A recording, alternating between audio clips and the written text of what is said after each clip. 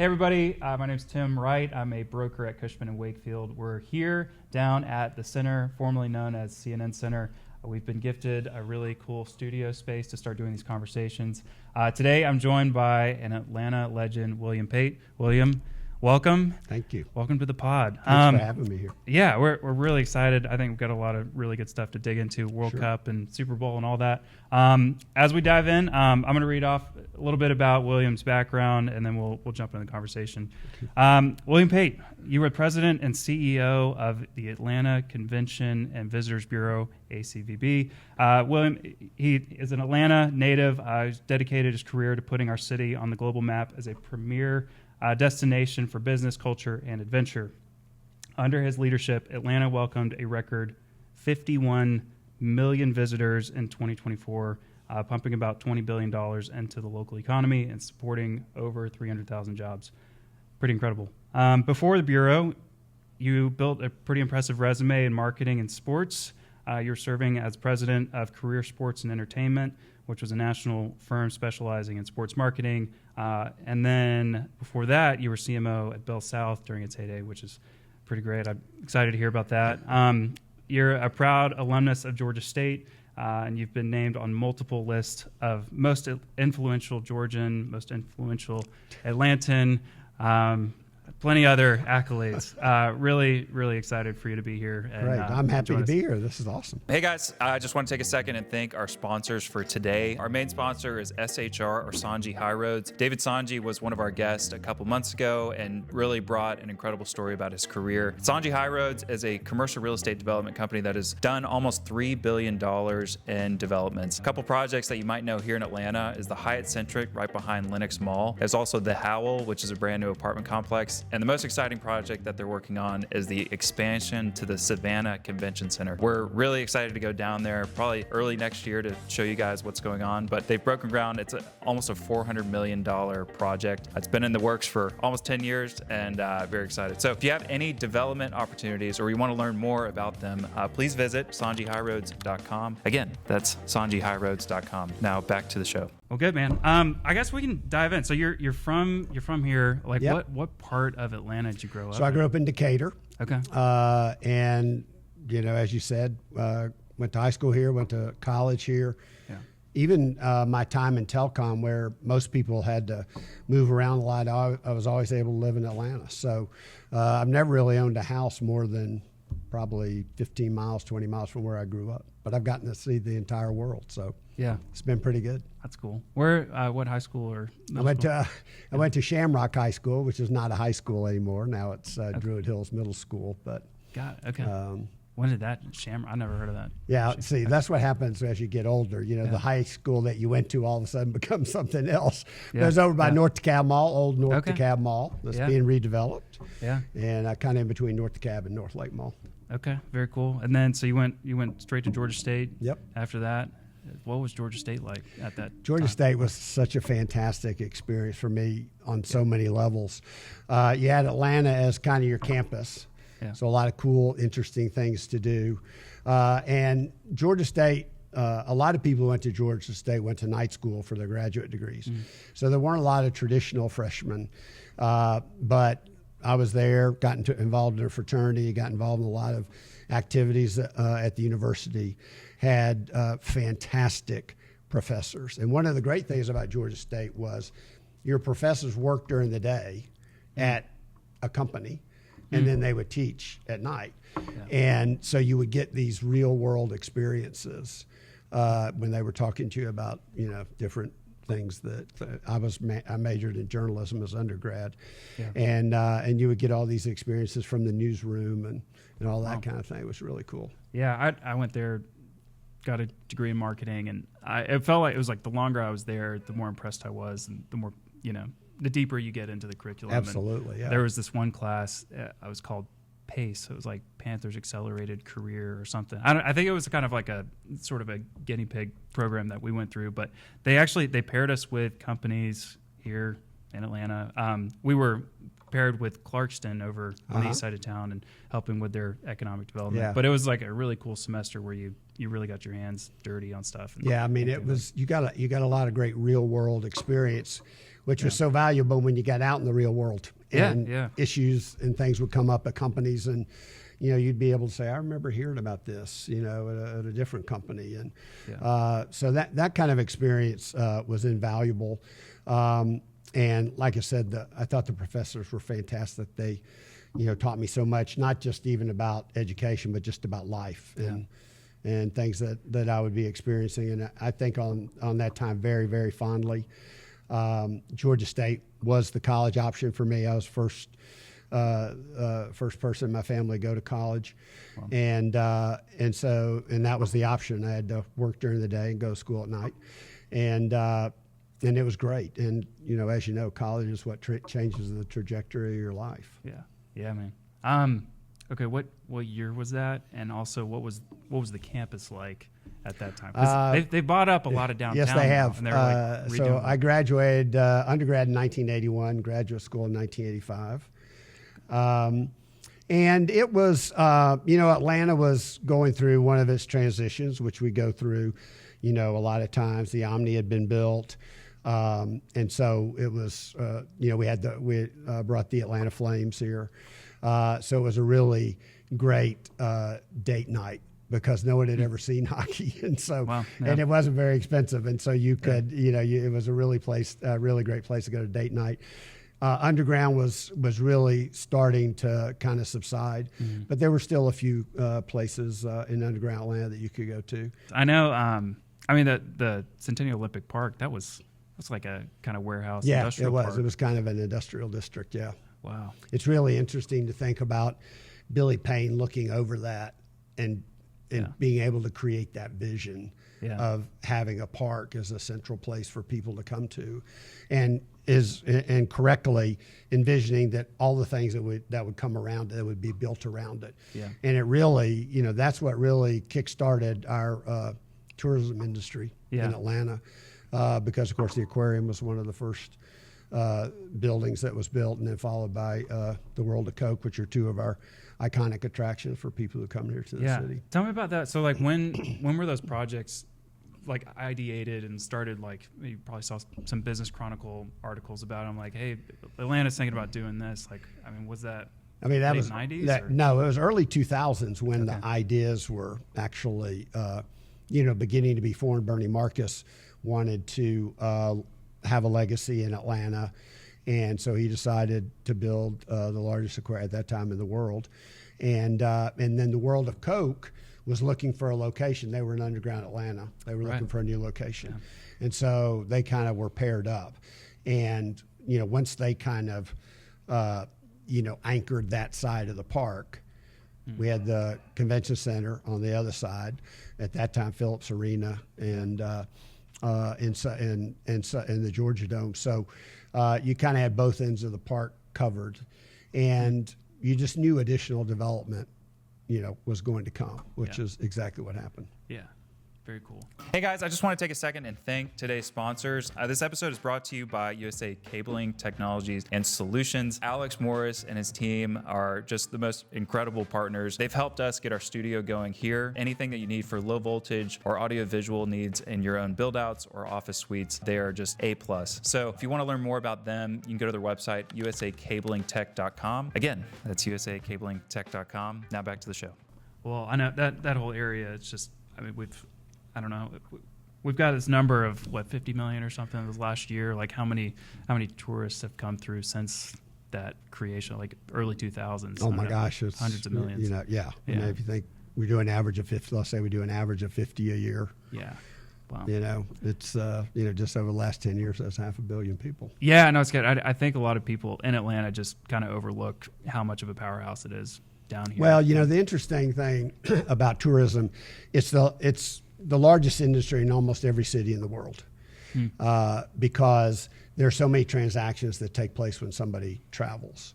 And you really don't think about those until you start aggregating them. So you think about, you land at the airport, and then you take an Uber or a taxi to your hotel, and then you're tipping the bellman, and then you check into the hotel, and then you're going to go eat, and you're going to buy merchandise for the kids back home. And, all these different experiences that you have is what really drives the economic impact. It's that force multiplier that really drives the numbers. And so much of the taxes and hotel, motel taxes and things like that are paid by people outside the city. So it's a great way to provide income and cash flow to a municipality.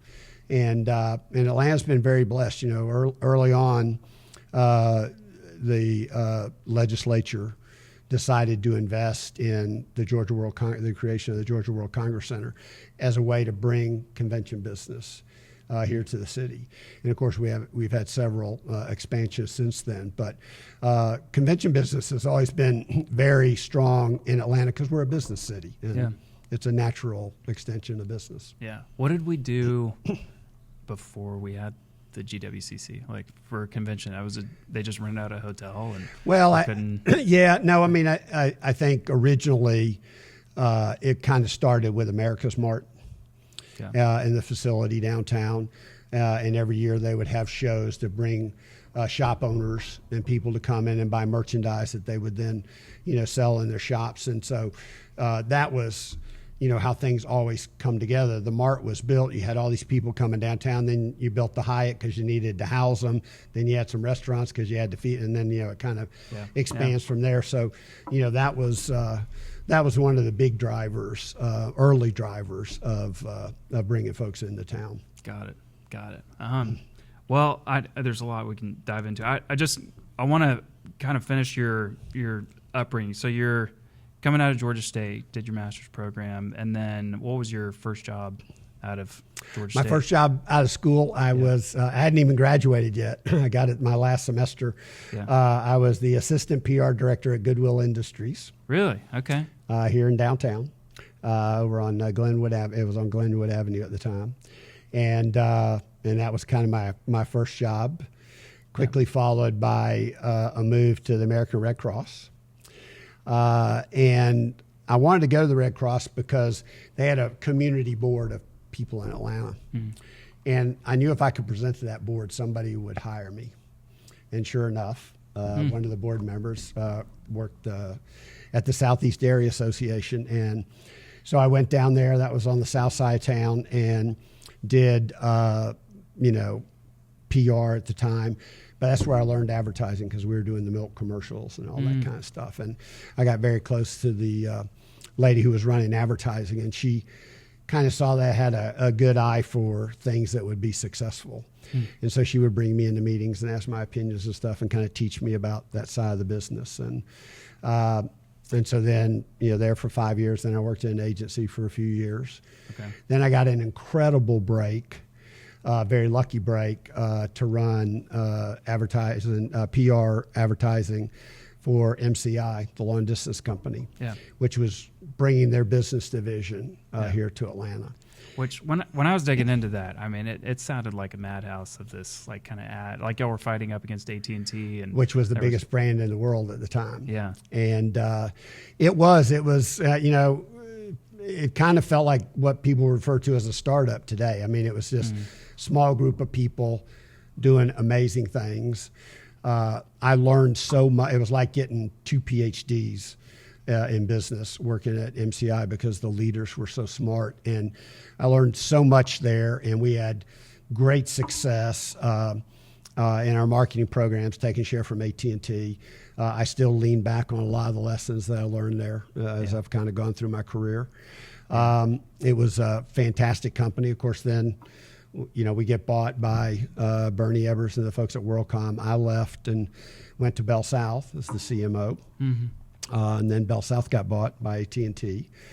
And my wife and I are both here from Atlanta, so I really wasn't interested in relocating to Texas. So I decided to cash out and looking for something to do. I ended up running the sports marketing company for a few years and as president. And then the financial crisis came, and Spurgeon Richardson, who was the CEO of the Bureau, was getting ready to retire.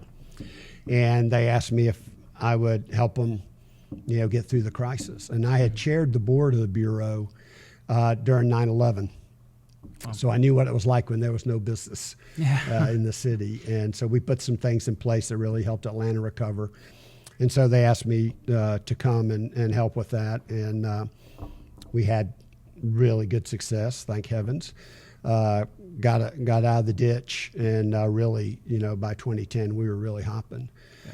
And it turned out to be just at that time in my career, just a great, spot to be in. Yeah. And so, like, good timing. I've been there since. Yeah, that's amazing. I mean, I've heard it's been a great run, and I have probably 10 questions I can ask you from all that. Hey guys, I just want to take a second and thank our sponsors for today's episode. This episode is brought to you by Corporate Environments, Georgia's leading full-service commercial furniture and workplace solutions partner. Whether you're building out Class A offices, retrofitting co-working space, or planning large-scale tenant improvements, Corporate Environments brings deep expertise in future design and specification, architectural solutions, project management, delivery and installation, and more. They're known for delivering turnkey solutions that help your properties stand out and your client's space work better. Plus, as a certified minority-owned business, they bring a fresh, diversity-driven perspective to every project, something that resonates in today's market. To elevate your next interior build-out or FF&E plan, reach out to Corporate Environments. They have a location here in Atlanta and Savannah, and you can learn more at corporateenvironments.com. Let their team turn your vision into impactful spaces. I want to know, when you're at Bell South, they have this ginormous tower in Midtown next to the Fox. Was that where you were officed out of? Were you up in those? Yep. That top floor? Yes. Did you have one of those ginormous offices? Yes. I mean, it was nicer than my home. Yeah, it's no insane. doubt about it. We've gone there.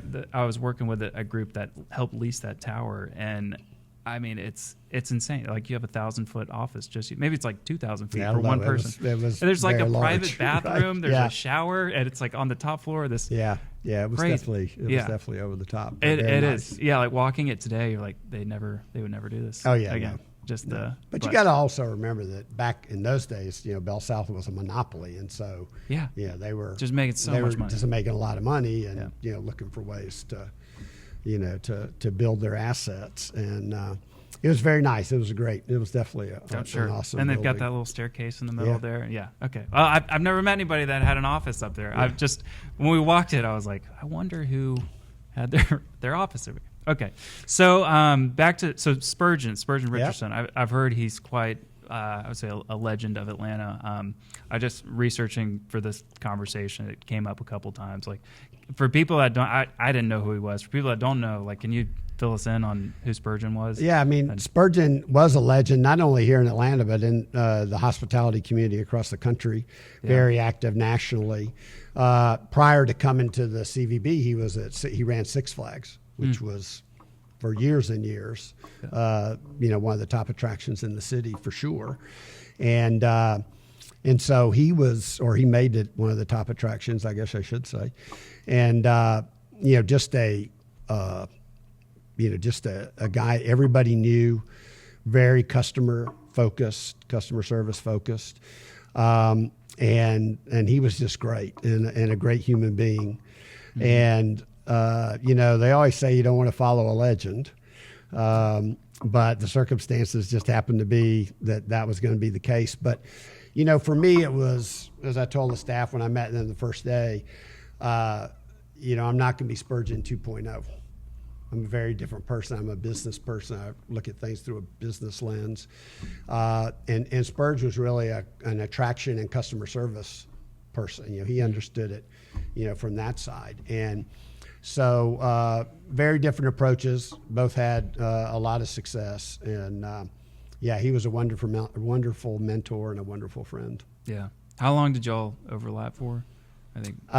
We knew each other for, I don't know, probably a decade. Yeah.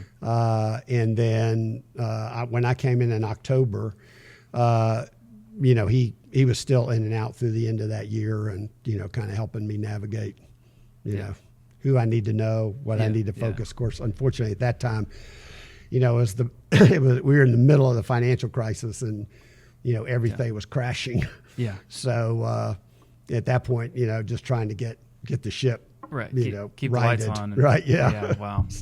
Man. Okay. So you take the helm, and obviously y'all have had a tremendous run here. Can you tell, give us the high level of where we're at in the convention like this lineup, like who we compete with, and Sure. I've heard we're booked out for like the next 10 years. I've also heard y'all have a really innovative strategy for helping optimize some of our kind of convention facilities. Sure. Like give us like the state of where we're at. Atlanta is really almost built to be a top-notch convention city.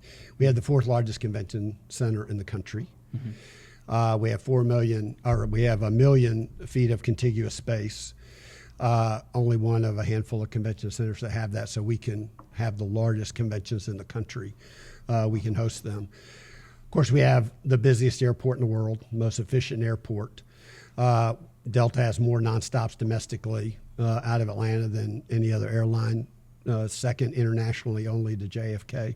So we have great connectivity. And Atlanta's always been a great transportation hub, throughout its history. And so when you think about logistics, we're almost unbeatable. I mean, you can land at the airport, you can be in the middle of the convention district in 20 minutes. You have 13,000 hotel rooms that are in walking distance of the convention center. Mm-hmm. We have this 2 fantastic sports arenas, Mercedes-Benz Stadium and State Farm Arena, that are right there, that not only bring professional sports and concerts and things, but also play a role in our convention business. And of course, we have this beautiful park that we talked about earlier, where you can do a lot of activities and things. And all that is very concentrated. So when you're a meeting planner that's bringing a convention to a city, you want to make sure people can get in, get out. The walkability is fantastic. You want to have options. We have 300 restaurants within walking distance of the convention center. Wow. And of course, those are going to continue to grow with all the development that we have. So it sets up really nicely. And we're the 4th convention city in the country, right behind Chicago. As far as competitors, it's very interesting about this industry because conventions tend to rotate. So you have a West Coast destination, a Midwest destination, maybe you go to the East, and then you come to the Southeast. So, on a national level, we're competing with Chicago and Anaheim and Dallas and New York. But in the region, it's sort of New Orleans, us, and Orlando when somebody's looking for a Southeast option. And if they don't pick you the first time, they probably pick you up the second time. So, when you talked about our convention calendar, conventions book about 8 years in advance. Okay.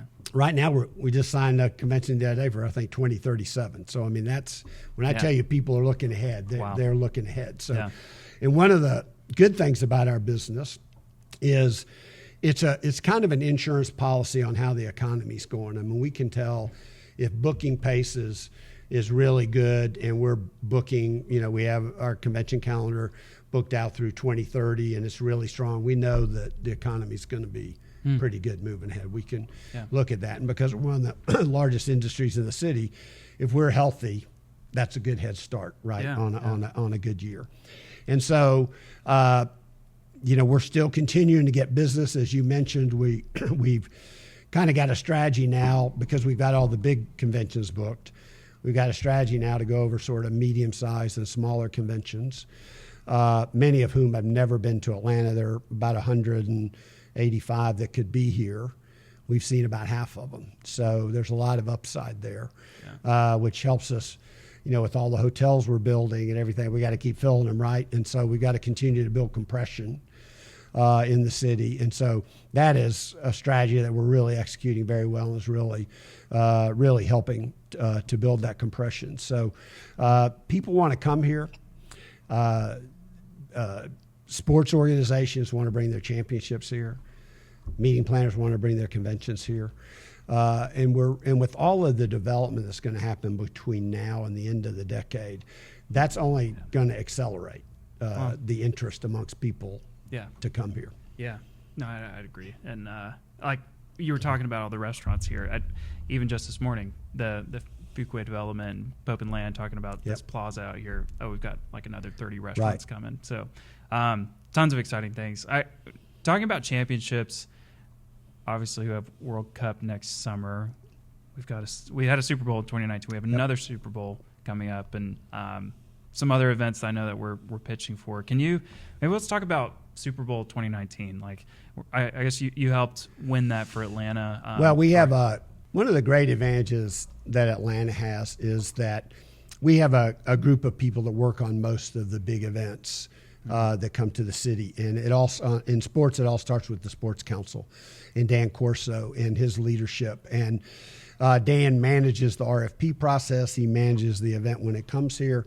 And we're all his partners. So Mercedes-Benz Stadium, the World Congress Center, we help with hotels and event spaces, sometimes the State Farm Arenas. So the folks that are involved in that have been doing it for almost 2 decades. So we all know each other. We work really well together. All of the sports organizations know us and know we can deliver and feel very comfortable with that. So, so we've been really lucky. We're the first city to host the college football championship for 2 years, and which we had last year, which was absolutely fantastic. Yeah. Our goal is to make sure your event is the best event you've had. Yeah.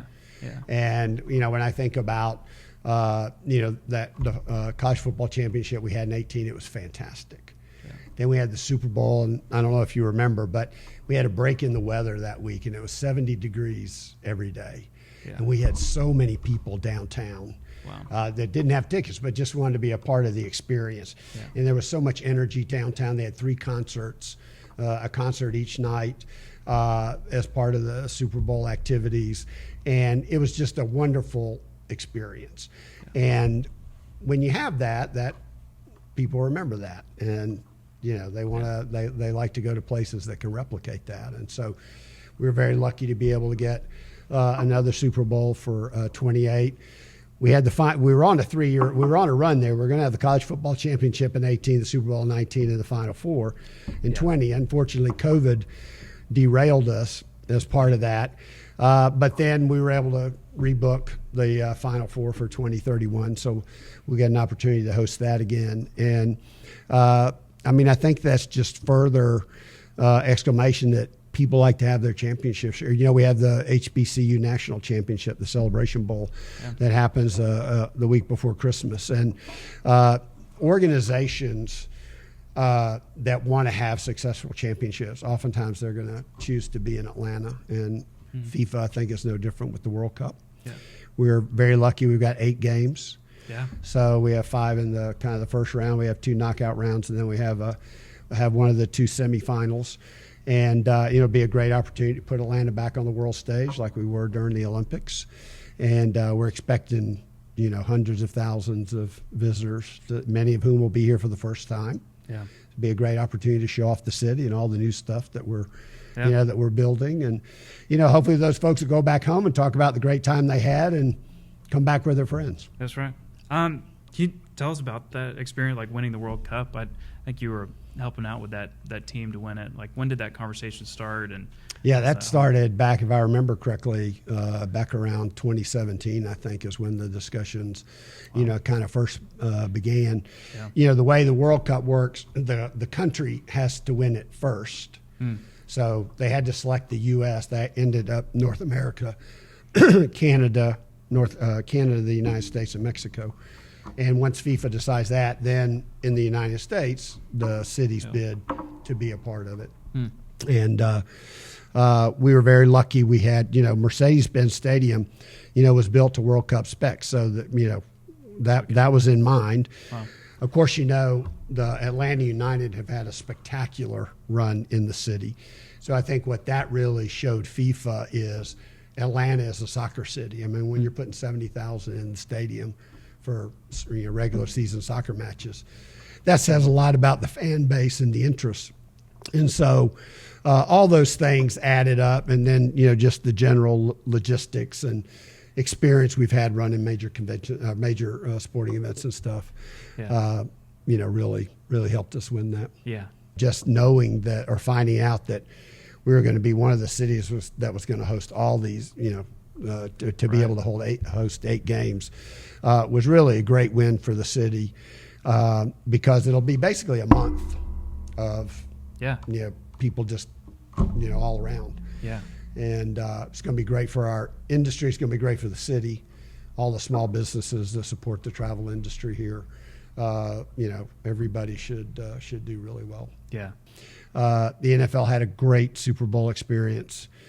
here in 19. They'll have another great experience when they come here in 28. Of course, we're also going to host as I said, the men's NCAA men's Final Four in 31. And there's always other sporting events and things to look at. But I think one of the things that we're very blessed with is we have the SEC championship every year. And most people would love to have that once every 5 years. We have that every year. The Cricket Celebration Bowl, the HBCU National Championship game, we have that every single year. We have the Tour Championship, golf's major end of the year championship. We have that at East Lake every year. You think about all of the fantastic events that Atlanta's blessed to host on an annual basis on the sports side of the ledger. Not to mention, all of our major league sports teams, and we have a great sports package. And sports is so important to us because as a convention city, business is going to be done Monday through Friday. Most sports happen on the weekend and on holidays when we don't have convention business because nobody's traveling. I told you the Cricket Celebration Bowl happens, the week before Christmas. Well, nobody's conducting business the week before Christmas. So all that visitation, all that activity is incremental, to our business plan. And so to be able to have those feathered in with our convention business and then just our general business travel as, people are conducting business in the city is what really comes together and makes our business so strong. Well, what's your outlook on like the next 10 years? Like we've got, let's say Centennial Yards is built, we've got Center built, we've got this plaza. Like, I mean, what do you think is, beyond that? Or like, do you feel like there's even more commercial development or, I don't know, I'd love to get your take on. Yeah, I think I'll say, we're going through in downtown a pretty transformative event with all the development that's going on. So I tend to look at like the first flagpole is 2030 and what the city's going to look like in 2030 when a lot of Centennial Yards is done. South Atlanta, all the activity in South Downtown is moving forward here at the center. A lot of that is the initial parts of that are done, and we're going to see more convention business, more people on the street. We're going to see more residential downtown, which we need. And so I think by the time we get to 2030, there's going to be a huge amount of momentum. I think the center of downtown is going to move down the hill. This is where the center of activity, most of the activity is going to be. And so we've got to make sure that we make the investments needed to make sure that Peachtree Street is alive and an important destination for our visitors. And like I said, the influx of residents is what's really going to change. If you think about, I look at kind of Buckhead and Midtown, and you think about the transformation there, particularly in Midtown. I think that transformation is what's happening now in downtown.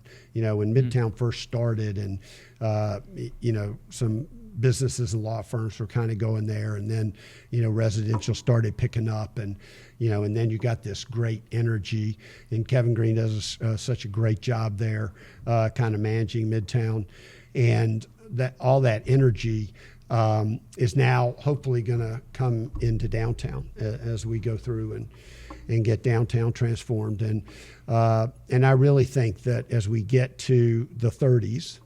Downtown's going to look a lot like Midtown. We've got to solve for the business occupancy challenge, and how are people going to work in the 30s? Are they going to be coming to offices? Is there some hybrid model? How does that affect downtown? Because when downtown was built, it was really built as a concentration for the business community. Which was fantastic until COVID came and people quit coming to the office. And so, and people don't understand the reverberations that has. All of a sudden your restaurants, don't have business lunches, and they don't have happy hours, and they're not having business dinners and things because there's nobody here hanging around doing it. And so I think, when residential returns, combined with the business we already have on the books, I think you'll really start to see, restaurants flourishing again, and our attractions, continuing to do well, and there'll just be a vibrancy downtown that that I think people have missed and are looking for. Yeah, no, I agree. There's a lot of apartments that are in the pipeline for downtown, and we just had the Mitchell just deliver here, which is really exciting. Yeah, I know you've seen those units; they're really they're fantastic. Yeah. A lot. And by the way, I'm not in that business, but it certainly seems like younger people, that's where they want to live. They want to live in the city center. They don't necessarily want to live in the suburbs. And so I think that we're building right into a trend. Mm-hmm. And you usually have a lot of success when those lines cross. Yeah, I know. I mean, there's a lot of people that, being up at the Battery, like that just appeals to them. They're kind of around that energy, and I think that's a similar crowd that's going to be like right here next to the stadium. They're season ticket holders, or they want to be around that kind of entertainment district. But I'm really excited about Cosm. I think that's going to be a really cool experience. Absolutely. Have you been to the Sphere? Or I have not been to the Sphere. I'm actually trying to work out going to a concert at the Sphere. Okay. But I have seen, obviously, all the stuff online. I have a lot of friends who've been there, so I've heard a lot about it. But I think one of the great things about Centennial Yards is it answers all the questions that our convention years have. More places to eat, more entertainment downtown, more residents, and so they're supplying all that eventually, and that's going to really help feed downtown. And I think the Cosm will do very well here. I know their expectations are very high, and this is a sports town, and a lot of what they do is kind of sports related stuff, and so I think that's going to do very well. And just the reason why tourism works is anytime you have an influx of people, you have to have more restaurants to serve them, more things for them to do, more places for them to stay.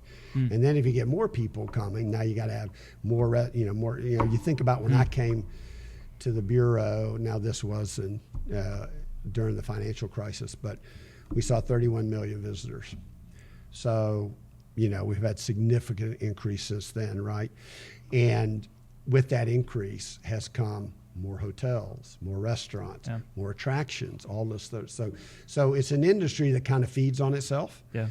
When you have more stuff that we're building right now, more people, we're going to get more people. More people are going to come. That's going to be for sure. And then there'll be a point where we'll saturate and we're going to have to build some more stuff. And that's one of the reasons why I think the economic model on tourism works so well for everybody. Mm-hmm. I'm curious if this question even applies, but I'm in the office leasing world. Downtown has a lot of, say, obsolete office buildings. They just need a lot of work to get up to the standards of what other buildings are able to provide. How does that translate over to the hotel industry? Obviously, you have boutique all the way up to even Signia, which is incredible, and I guess 998 rooms. Yeah. It's like huge. Like how do y'all handle maybe are there obsolete hotels that don't do as well, or I don't know. Is that how much of a dynamic is that in y'all's? Well, we industry? don't have a lot of. Yeah. I don't believe we have a lot of hotels that have aged out here. I can't think of one right now. Yes, it might not even be it's really. I think most of the challenge is pretty squarely centered around the office market. Yeah, and of course that's driven by, and I think we're at a, kind of a touchstone now where. What is going to be the work requirement for younger people? Yeah. Are they going to come to the office? Are you going to have fewer days in the office? How's that going to work? How's that going to impact the need for office space? It's just a dynamic that's changing, and of course, a lot of times, trends shift, and you have to adjust to that. And I know there are a lot of people who are looking at. Can we convert some of that office space to residential? Right. Could you convert some of it to student housing? All those sorts of things. And I'm not in that world. That's not my business, thank heavens. But it might be coming to you. Y'all are in Peachtree Center. They've got call to offers in a week from now. So we'll see who ends up getting their hands on it. But I know that was a plan for a little bit to convert one of those towers. Yeah. So. We'll have to see. But yeah, I think it's kind of like the way I remember Centennial Yards. Somebody has to take the first step, right? Fair, yeah. And somebody's going to have to convert a tower. So of course the city has a tower they're converting down the street into affordable housing. But in the case of Peachtree Center, somebody's going to have to take one of those buildings or towers and do something and be successful, and everybody's going to look at it and go, hey, we could do that, and there's a building here, there's a building there. And so just like with the case with Centennial Yards, it's interesting when dirt started moving and announcements started being made, all of a sudden, now the center is coming up, and all of a sudden, now South Downtown gets really interesting for their investors, and now we have this great momentum that's really almost feeding on each other, right? Yeah. And I think that's what we'll have to have, something like that along Peachtree. Somebody smart enough will figure that out, and we'll get that started. And the good news is, at the very least, we know we're going to have a lot of visitation that can support it. Yes. And in the residential, obviously, is getting ready to come. Yeah. Yeah. Centennial Yards has been an interesting case study of the naysayers. And when I first got in the business, it was just a rumor. And I mean, that was like 2019, 2020. And I've shared the story a couple times, but yeah, like I put something up on LinkedIn, and Nick Garcia, who's over there, he corrected me or something. He was like, actually, there's not that much office space, or there's not that many. Anyways, he sent me some direct message, and we ended up getting coffee, and he showed me all these plans and stuff, and I felt like I had hit some gold. I was like, nobody knows this is coming. Yeah. We know it's like a $5 billion rumor, something's going to happen with the Gulch. But then even flying my drone around and taking pictures of, hey guys, they're moving dirt. There's cranes out here. And I mean, there's still this kind of naysayer, that'll never, maybe it will happen. But I think that's the development world, right? Yeah, I guess until it's fully delivered there. I mean, I was young, but hearing the stories about, when Tom Cousins built this area down here. Yeah, the Omni. And then it was so far off the beaten, what I was told is it was so far off the beaten path. The reason why he brought the Hawks here, and eventually, we got the Flames, but he wanted to bring the Hawks here so that people would come down the hill and, see the new development and, kind of bridge the gap there in the city. Because as you say, around the park, they used to be industrial. And, so, smart people figure out, they see the things that other people don't see. That's why they're so brilliant. I mean, again, I think about Billy Payne standing on that balcony and looking out and going, wow, this could be a great park. And I'm sure he had a few naysayers when he first had that idea, but that's where those kinds of people with great visions and risk takers willing to push it forward. That's how you get major movement. And we're seeing that now. I mean, you go back to when John Portman when they built the Mart, and then the Hyatt. And that kind of was the beginning of getting downtown going. And then Tom Cousins ends up building this complex down here. And, so every time somebody comes and thinks of a big idea and executes on it, they usually have great success. And Atlanta's, been the better for. I mean, think about the aquarium, which really is the attraction that really brought tourism to downtown. Because there wasn't much around the park at the time, although we'd already had the Olympics. And for Bernie to have this vision to put, at that time, the largest aquarium in the world. Was it always an aquarium? Did they think of doing something else? I've only heard it was an aquarium. Like a theme park. I don't know if they were. I always heard that he wanted to build this aquarium. And of course, then he gave it to the state. And but it became. They were so smart about the way they designed it with meeting space and things like that, where they could have special events and things like that. And so, that first development began to draw people back to downtown and looking at downtown. And then Coca-Cola ends up building the World of Coke. And then the city decides to build the Center for Civil and Human Rights. And so now you've got an anchor down here, and the Children's Museum and CNN Center, College Football Hall of Fame, all those things start to fill in. And all of a sudden now we're this family-friendly tourism destination where you can come downtown and you can walk to all these great attractions that you can take your family to. Yeah. And so, and then, not a very far ride, you got the Botanical Garden, you got the Atlanta Zoo, you have all these cool things, to do with the family. And so that's the kind of thing that, again, convention attendees like, because they can come in for the convention and fly if they want to. They can stay an extra day or two with their family. Yeah. Hit all these cool things. And is there anything you wish we could add to downtown today? What are we missing? Retail is obviously what we'd love to have. Yeah.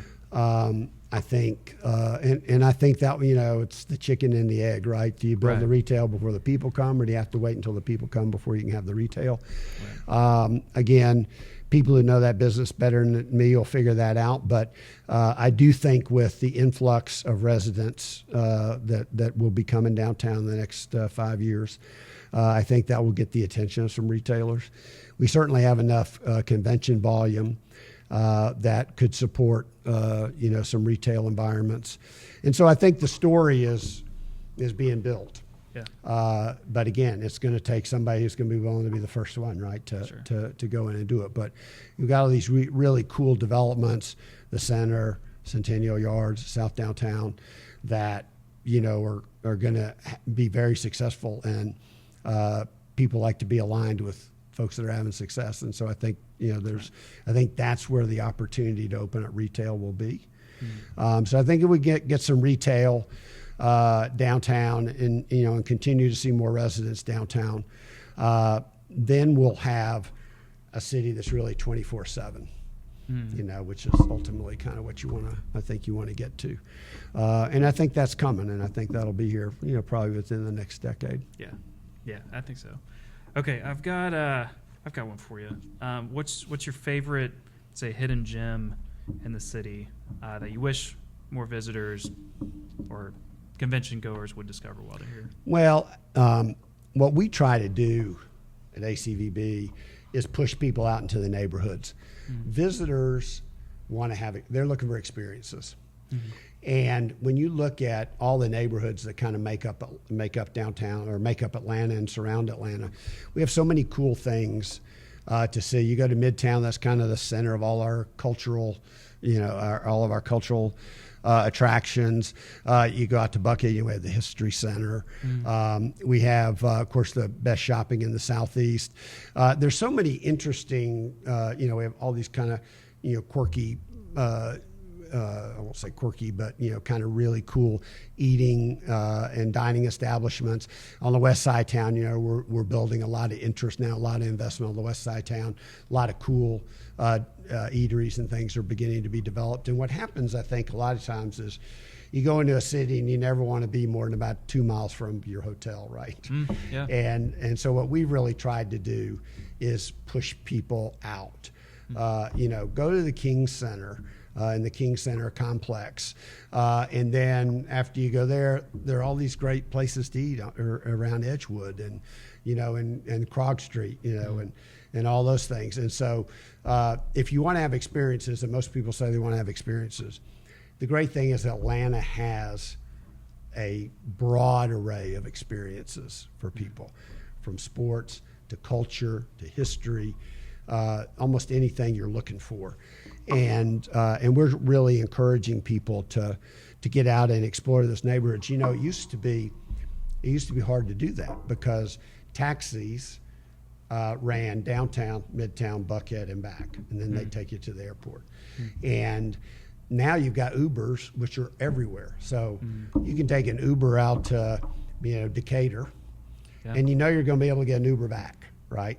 Yeah. And so that's gotten people to exploring areas more, and Atlanta has such a rich variety of offerings for people that and as we found as we spread that economic impact across the metro area, supports more businesses, supports more small businesses, and just enhances the city. Cool. Okay, so I know you're used to speaking to a lot of convention industry people and a lot of our there's a lot of students that listen to our program, a lot of Georgia State students, and we always hit a career question, like, do you have any advice for somebody early on in their career? Or I know Mark Galvin threw this one. He said, what would you do differently if you could go back at your career? I know that one's a little cut deeper. Maybe let's start with what's your kind of life? Well, the one thing I always I tell students is two things: have a goal and network every single day.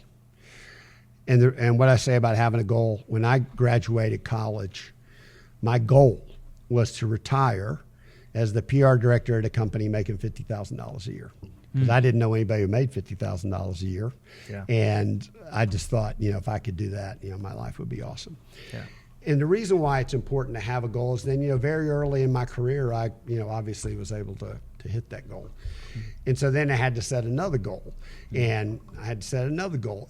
But I was always running towards something. And the reason why that's important is particularly when you get kind of in the middle of your career. One of the best days and worst days of your life is when you have a great job and you get an unbelievable offer from another company. Because you're trying to decide, should I make the move? Is this going to be everything I think it's going to be? I know what I got here, and it's fun, and the people are great. I make a good salary, and should I make the jump? And what I always tell people is, it's not the job you're getting ready to take; it's where that job's getting ready to take you. So, in other words, if you're on a path, then going back to what I talked to you about when I left Goodwill Industries, and then I went to the Red Cross.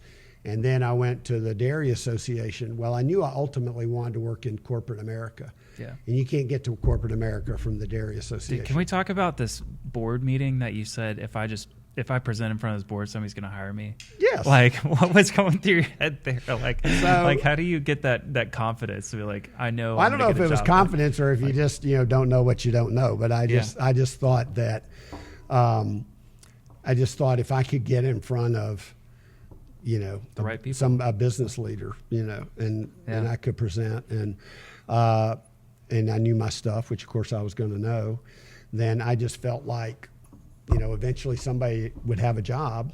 It's about expanding your network. If you think about a job, you have to walk into an office with a set of skills the exact same day somebody needs that set of skills. Mathematically, it's almost impossible. So how do you get the odds in your favor? You expand your network. So if I'm going and speaking to a board of, say, 50 or 60 business people, that's 50 or 60 business people that somewhere in their company they could have a job. And if I've made the impression, maybe I get an opportunity to, to get a look at that job. And so, I think networking is really important. You have to do it all your career. People always say, I can't, I'm just too busy. I can't find the time. You eat breakfast every day. You eat lunch every day. I think you and I met over breakfast, right? Yeah. So, those are the times I use, even this late in my career, to meet new people, to try and build relationships for the Bureau, because I know I'm going to do that. I know I'm going to have breakfast. I know I'm going to have lunch. And I'm going to have dinner somewhere too, right? So, so at the very least, those are, places where you can, get out and meet people and kind of, build your network. And you need it. And the reason why you have to always do it is if you ever get in a situation where we're getting a downturn and you get laid off, that's when you need your network. And that's not the time to be rebuilding your network. That's the time you need your network. And so those are kind of the two things that, I always, tell students, if I could do it over again, the only thing I would really change is because I ended up so much of my career in corporate America, I wish I'd had more finance classes, because corporate America is all about, finance. And, I mean, I had a general understanding, but I think I could have, probably added a lot more value if I'd had, had a little bit deeper, understanding it's there. But good tool to have on the belt. Yes. Yeah. That's good. William, this has been a real pleasure. Awesome. It's been great. Appreciate you talking to just kind of this other whole world that, I don't know, if you're not in it every day, you don't realize it's under our nose. Well, we kind of work in the background. But it's when it's healthy, the city's healthy. Oh yeah. And that's really our responsibility, is to make sure that we have a healthy industry that supports so many small businesses and creates so much tax revenue for the city and the state, that then they all have the flexibility to do the stuff that they need to do, which benefits all of us. That's good. Well, we appreciate the work Great. you're doing and All your right. team and all that. And thanks for coming. Awesome, on the buddy. show. Thanks for having me. That's great. All right. Thanks, William. Take care.